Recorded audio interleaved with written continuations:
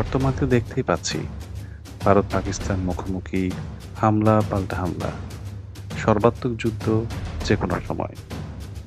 তবে আমরা কি একটা বিষয় জানি ইতিহাসের সবচেয়ে কম সময়ের যুদ্ধ সম্পর্কে? চলুন তাহলে জেনে নেওয়া যাক।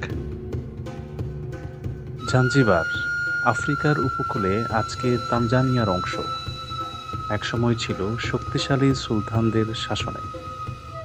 1896 সালে সুলতান হামাদ মারা গেলে তার চাচাতো ভাই খালিদ বিন বারগাস জোর করে সিংহাসন দখল করেন, কিন্তু ব্রিটিশরা তাকে চায়নি।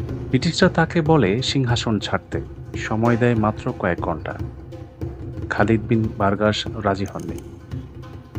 27 আগস্ট সকাল 9টা ব্রিটিশ যুদ্ধজাহাজ থেকে গোলাবর্ষণ শুরু হয়। মাত্র 38 মিনিটের মধ্যে প্রাসাদ ধ্বংস, সৈন্যরা পরাজিত হয়। খালিদ পালিয়ে যান জার্মান কনসুলেটে। এই যুদ্ধ ইতিহাসে পরিচিত আংলো জাঞ্জিবার যুদ্ধ নামে। সবচেয়ে ছোট যুদ্ধ, মাত্র 38 মিনিটে। পরের ভিডিও দেখতে চোখ রাখুন আমার চ্যানেলে।